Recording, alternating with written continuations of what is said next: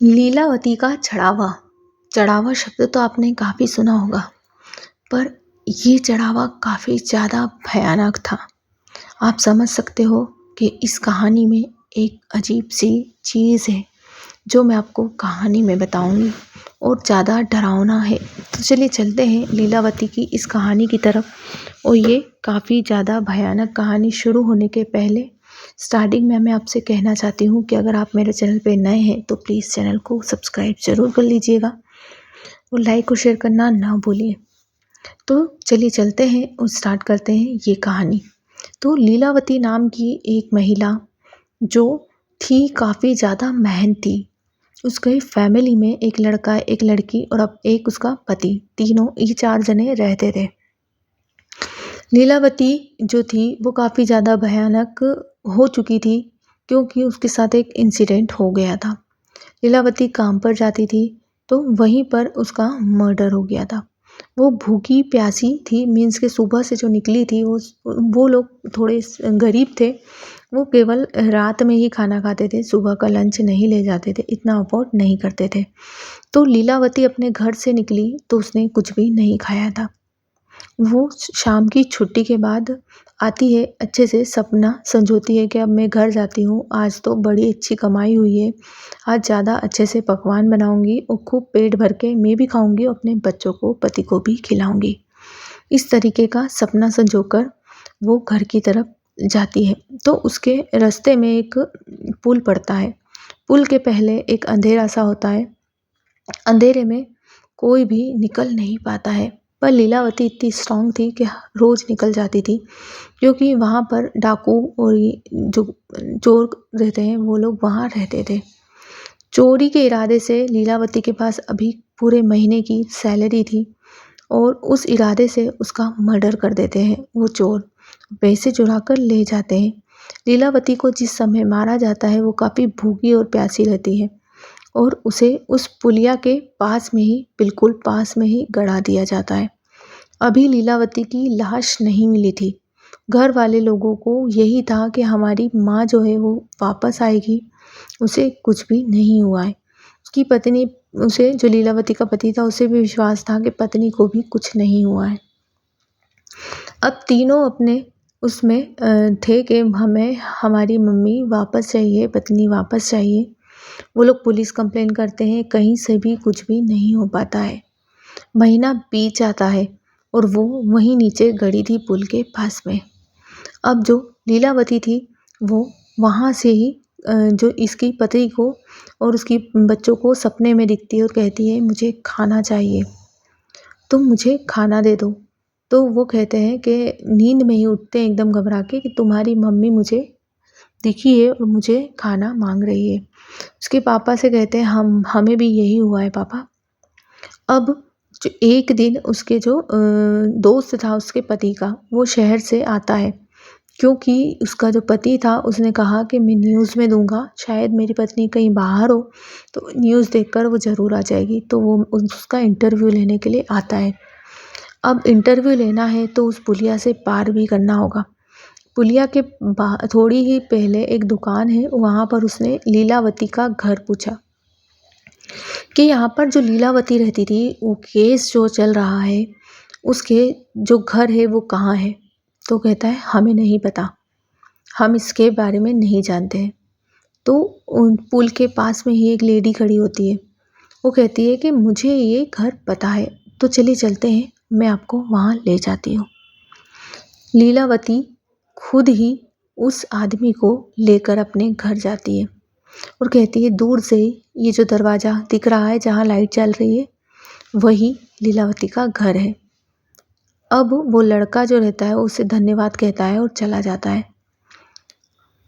अब उसके होश उड़ने वाले थे क्योंकि घर में लगा एक फ़ोटो में वो लीलावती है और वही औरत उसे छोड़ने आई थी। तो उसने कहा ये तुम्हारी बहन है क्या?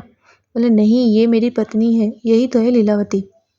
तो उसका कैमरा नीचे गिर जाता है और धूझने लगता है वो, क्योंकि अभी तो उसे छोड़ के गई है वो लीलावती। वो कहता है कि यही तो मुझे छोड़ के गई है, तो विश्वास नहीं करते हैं वो लोग। फिर वो फिर भी अपना इंटरव्यू कंप्लीट करता है और कंप्लीट करने के बाद वो वापस से पुल के उधर ही निकलता है। वो कहता है अब मैं सुबह ही जाऊँगा, अब तो मैं रात यहीं रुकूँगा। जैसे ही वो सुबह वहाँ से निकलता है, उसे वहीं पर वो लेडी दिखती है। अब उसे दिन में भी वो लेडी दिख रही है, तो वो उसके पास ही जाता है और कहता है कि तुम लीलावती हो। तो हंसने लगती है ज़ोर से, क्योंकि अभी दूर से जो दिख रही थी वो पास से काफ़ी ज़्यादा भयानक दिख रही है।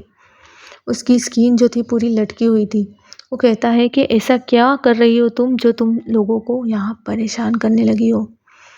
अब वहाँ का जो पुल है, वहाँ पर 15 से 20 मर्डर हो चुके हैं। जो लोगों ने इसका चोरी की थी, इसके पैसे को, उनको अभी तक ये मार चुकी थी। सभी को इसने मार दिया था। उसके बाद भी ये काफ़ी ज़्यादा भूखी थी, क्योंकि इसे तो खाना चाहिए था। तो इसने जो भी लोग निकलते थे यहाँ से, उन लोगों को पकड़ना चालू कर दिया था। अब ये धीरे धीरे पुल जो था वो एक भयानक पुल हो गया था। यहाँ से लोग नहीं निकल पा रहे थे। जैसे ही लीलावती की सच्चाई लोगों तक आने लगी थी, तो उसके पति ने कहा कि मैं लीलावती से बात करूँगा। वो इतनी भयानक और इतनी डरावनी थी कि उसका जो पति था वो भी उससे डरने लगा था। वो कहता था कि उसे एक है तो वो भूत ही आत्मा, जो अब मैं उससे बात कैसे करूँगा। तो फिर जो पंडित थे उन लोगों को बुलाया गया, उनके द्वारा बात हुई। तो उन्होंने बताया कि जो भी इंसान यहाँ से निकलेगा वो मुझे यहाँ पर खाना डाल के जाएगा। अगर खाना या मिट्टी जो भी यहाँ पर डालता है वही इस पुल से निकल पाएगा, वरना वो घर वापस नहीं जा पाएगा। तो वहीं पर एक गांव का आदमी था। वो जिद कर लेता है कि ऐसा कुछ नहीं है, तुम लोग नई नई वहम बना रहे हो, मैं यहाँ पर जाकर तुम्हें बताता हूँ। तो रात की 8 बजे से सुबह की 7 साढ़े 7 बजे तक वो उसी पुल पे मंडराता रहा, पर ना वो वापस आ पाया ना वो निकल पाया। उस समय सारे गांव वाले एक ही कोने में इकट्ठे थे। वो भी वहाँ पर पहुँच नहीं पा रहे थे, क्योंकि वो जो पुल था वो काफ़ी ज़्यादा कमज़ोर था। उस पर इतने सारे जने पॉसिबल नहीं था। केवल एक जना आ सकता है और एक जना जा सकता है। वो काफ़ी ज़्यादा लकड़ियों का बना हुआ उस तरीके से पुल था, जो काफ़ी कमज़ोर था।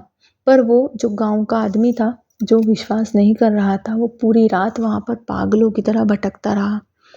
पर वो ना इधर आ पा रहा था ना उधर जा पा रहा था। तभी से जितने भी गांव के लोग थे, वो लोग जब भी चाहते थे तो वहाँ पर कभी रोटी पुल के नीचे से गिराते थे, या फिर सब्जी जो भी उन्हीं के पास होती थी वो उधर ना गिराए तो उस पुल से नहीं जा पाते थे। तो लीलावती की कहानी में जो ये चढ़ावा था वो इस तरीके से चढ़ता था कि जो भी भोग लाए हैं वो लीलावती को लगाना ज़रूरी है। और अब जो लीलावती थी, ऐसा 40 से 50 साल तक लोगों ने महसूस किया था। अब तो वो पुल भी काफ़ी ज़्यादा पुराना हो चुका था और अब वो पूरी तरीके से बंद हो गया था। पर जो लीलावती थी उसकी सच्चाई सामने आई थी, और उसके जो घर वाले थे उन लोगों को भी पता चला था कि उसकी जो मम्मी थी उनका मर्डर हुआ था। उसकी लाश को वहाँ से निकाला गया था, पर उसकी आत्मा की शांति नहीं हो पाई थी। अभी भी लीलावती को चढ़ावा चढ़ाए बिना कोई भी उस पुल से नहीं जा पाता है। और कितनी भी पुरानी बात हो गई हो या कितने भी नए लोग आ गए हों, पर वहाँ पर तो चढ़ावा चढ़ता है। किसी भी चीज़ का चढ़ावा वहाँ पर चढ़ता है। तो वीडियो कैसी लगी प्लीज़ चैनल को सब्सक्राइब ज़रूर कर दीजिए, लाइक करना ना भूलिए। Thanks for watching.